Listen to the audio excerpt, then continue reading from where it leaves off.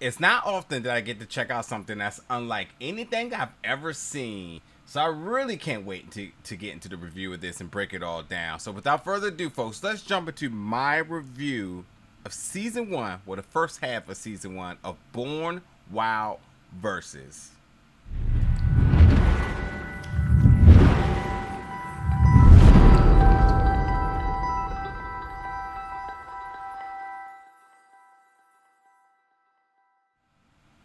What's up, everybody, and welcome back to the channel today for another review. And today we're going to be reviewing the new web series Born Wild Versus, which in this case I've checked out for the first half of volume 1, which is 8 episodes of this web series, which is going to be releasing for Instagram, YouTube, and it's a lot of information I need to unpack here, so definitely bear with me. But the biggest thing is that I have not seen anything like this. Watching this was a complete experience. It was refreshing because it was different and unorthodox, so I was definitely intrigued to kind of see how this all was going to play out. But for 8 episodes, and each episode being about 30 minutes each, and this again is only the first half of volume 1 of this, so that means there's more to come. I was intrigued. This was pretty cool. This is again it's called Born Wild Versus, and I think the easiest way to kind of describe what this web series is that it is a mixture of fiction podcasts and motion comics, and I can even go deeper than that. To me, this feels like cutscenes from an RPG. So if you're ever playing, games such as Final Fantasy, RPG is role-playing game if anybody doesn't know. So games such as Final Fantasy, you have your battles where you have that fighting engine of how you fight within the game. But beyond the movement around the game, when certain events are triggered, you get these animated scenes, and that's what this felt like at the times, because you had still 2D and sometimes 3D images with voiceovers with it, and then it's like slide after slide after slide, and then you also had some scenes where there was just a generic background, and then the character who is speaking, you'll see their image, and then you'll see them talking. They'll tell you who it is, and that's like very straight out of an RPG. So like, it was a mixture of all of that. And then considering the podcast aspect of this, if you didn't watch anything, you could listen to this and really understand what was happening, which I thought was really unique. Really unique. So it's not that I'm going to go back and experience it in that matter, but I will say that for any means, if you watch this and you just get distracted, the way how the audio is done, you absolutely can visualize what is happening on screen. And I thought that was super unique, super clever, and done really well. But let me make sure I cover a few other things too. So yeah, this is volume 1, so it's the first half of season 1, so it's 8 episodes. They're about 30 minutes each. This is from the creator Axel Guillaume, and he's a graphic designer, and so that's a very interesting occupation into going into this and coming out with this product, because again, the word I want to use is experimental. And being a graphic designer, you say, well, cool, you clearly can do all of the animation and stuff that's going on. You hire people to do the voice acting work and whatnot, and I get that. But to create an overall story arc in this fashion, and probably being a being a lot of the brains of not only doing the development of it, but actually being a producer and the director of everything that's happening, is a job that we don't see most people take upon, especially coming from a graphic designer background. So I was intrigued here with that, and again, going forward, once you see how this all comes into play, you're just like, all right, this is definitely different. And like I say, the first episode is definitely a little bit of a curve to get used to, but by the second and third, I was like, okay, I know what this is trying to do.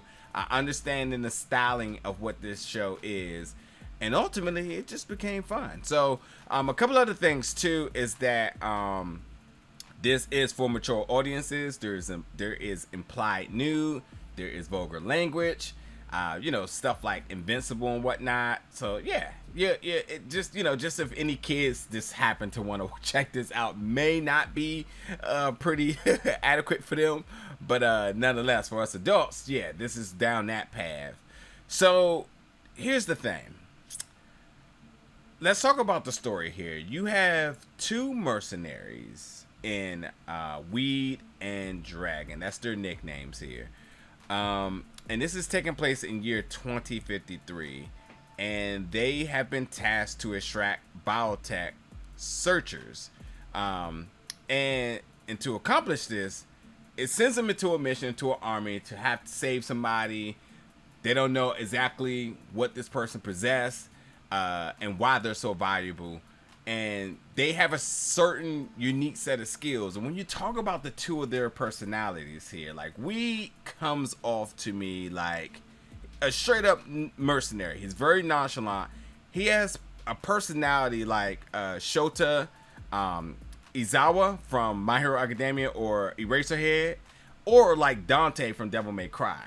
And then Dragon, it comes off more like a sidekick at times, but he's also very skilled in the complete opposite way of Weed. He does things with finesse. Like he does things and you're just kind of like, oh, didn't see that coming. He almost seems helpless at times, and then he always figures out a way to get himself out of it with like finesse. Like it's pretty cool how he goes about things. But the two of them, they are the best of their kind, and that's why the story circles around them. Now, a couple of things with them is that Weed, who we get most of the dialogue from in this series, he's very monotone, and at times that kind of gets a little pitch deaf, but I do think that Dragon creates that balance for the two of them. My only concern, or maybe what I would want in this scenario, is to kind of give him a little bit more emotion, especially since that's the voice we're hearing so often, because he's so mellow toned that he just has this one voice tone and just very nonchalant to the point that you're kind of over him after a point. You know what I mean? So that would be my one suggestion for him. In regards to the two of them and the show period, there's a lot of pop culture reference and humor intertwined into the two of them. And so at times when they're talking, and even when they are sounding kind of stale or monotone, whatever it may be, there's a little joke here and there thrown in there. So I thought that, again, was a good part in kind of balancing things. My biggest thing that I liked about this was the soundtrack. It was amazing. I wish there was more of it often, because the soundtrack gives you this hip-hop type of trap beat. It's amazing in the first episode and in the last episode, but times in this series, it's really quiet. Like, really, really quiet. You're not getting too much of anything. And that's where I wish that they were able to use the soundtrack more to kind of create, to kind of keep people engaged. But as I stated earlier, if you're not watching this visually and you're just listening, the usage of sound is done really well in this. That whatever sound effect is used in this is easily noticeable, and you know exactly what it is and what's happening. So explosions, which are really loud, ammunition being firing, people screaming, helicopters, all of that stuff. It's easily noticeable, and I thought they did a really good job with the sound mixing. The visuals, again, the 2Ds and the 3Ds, I thought they were okay. And I think that there's room for this, for sure. It's not that I hated it, and that's not that I overly loved it, but I thought the visuals were nothing that really jumped out to me. I thought they were pretty solid, but nothing that was just overseeding or superseding anything, any of my expectations, so I say. But the sound and the soundtrack was definitely for me. But I will say again that, especially when you're coming into episode 1, this is very, very much on par as popular video games and RPG with the animation and the cutscenes. And to be honest, if you give me a good fight engine with this, this would be a killer fight RPG game, and I would definitely sign up for it because I feel like the story's interesting, the characters are interesting, and starting to create a lot of depth with them. And why it did focus on the two of them mainly. We see that there's other characters that will be the focus down the line, and I think that this what makes for a really good game. Is that's how RPGs build. You start off with a few characters, and other ones get introduced, and ultimately they're all on the journey together to, to conquer whatever it is going to be. But as far as everything that's happening to it, there's pretty solid action, not a lot, but enough. And again, for this being the beginning, I could imagine this all being elevated. I thought the audio was good, the graphic design work was solid. The voice acting, I thought everybody did pretty solid jobs as well too. Again, there were people who I thought did a fantastic job in their voice acting, but I would have wished our leads, especially the voice of Weed, to give just a little bit more emotion, because he is the one talking the most. And if you're going to stay at one pitch, that could easily disengage people. So that will be my one big suggestion for that. But ultimately, this was pretty cool. It's unlike anything I've seen. I really can't wait to see where this goes. And you folks can check this out. It is at bornwildversus.com. That way you can keep eyes on updates and when this is going to be able to be released for you to view. But overall, this was pretty dope. And I think you should check it out. Go in there with an open heart because this is different. It has a very unusual art style and tone.